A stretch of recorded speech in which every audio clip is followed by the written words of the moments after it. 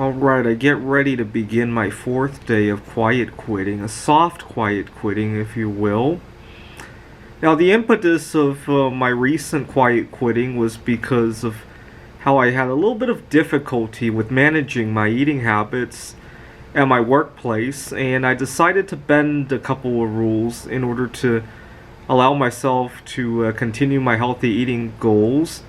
And I really didn't see who lost. I work at a tutoring center, and I'm much more motivated to go to work knowing that I can have good eating habits, and it's allowing me to feel comfortable. I'm not fainting in the workplace. I'm not eating more than I should. My students get what they need to get. I stay healthy. Hopefully, presumably, I'll live a lot longer to continue tutoring them for a lot longer. I really don't see where the loss is. It really just goes to show how a lot of rules are there to show who's in charge and not necessarily to create wealth anymore, right?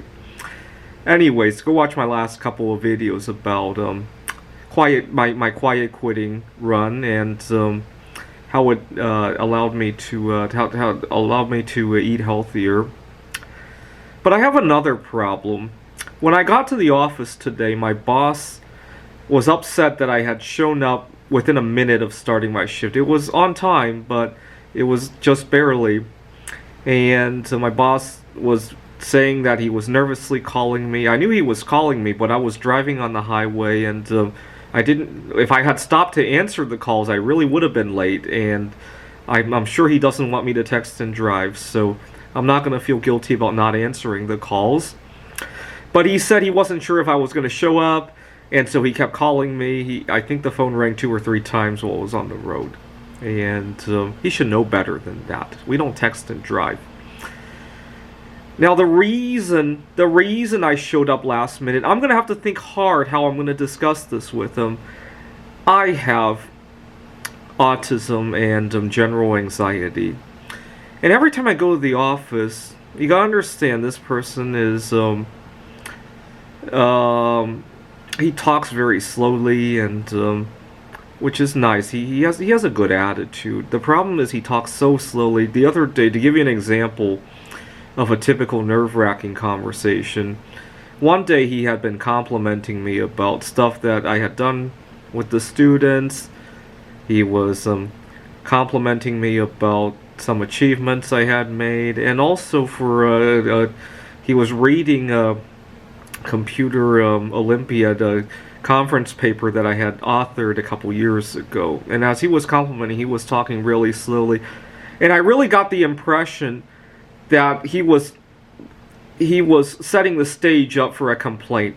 This blah blah blah blah blah, but this, and I was waiting for the word "but" in there somewhere, and I was trying to tune into the word "but." And when he didn't say it, I got more and more nervous, and I actually mouthed the word but. I didn't say it out loud, but I mouthed it. But what? And he never said the word but. And anyways, he finished the compliments for what I had done with the students and with the Computer Olympiad paper. And he's a really slow talker. I mean, I hate to say how old he is, but he has a lot of wisdom under his belt as well. And he's a slow talker. And after he had finished that conversation, I had arrived 10 minutes early that time. After he had finished that conversation, I felt completely drained. And after a couple students, one of the students had left early. There was a good 10-15 minutes, and I really wanted to get something to eat because, well, I talked about this in the last video, but he insisted on coming to my desk to talk. Even more nonsense. And I'm waiting for the words "you're fired" at my mouth. You're fired. You're fired. You're fired. And he never said it. And when he walked away from the desk, I almost fainted. And I just cannot accept. I've learned if the student leaves early, I step out of the door right away, and I go outside and smoke some Cuban cigars or just take a walk. Any excuse to get me out the door. And I have to think hard about how to tell my boss about limiting the chit-chat and focusing on our jobs, because every time he does that, I walk away completely drained and all that. And so lately I've just been finding any excuse to get out the door. And unfortunately, he got really nervous about me showing up just on time, right? It has the audacity to think that he pays me for 8 hours and I'm supposed to be there for an extra 15 minutes. You know, when I order a pound of bismuth online, you know, goes for, the physical bismuth goes for $7-10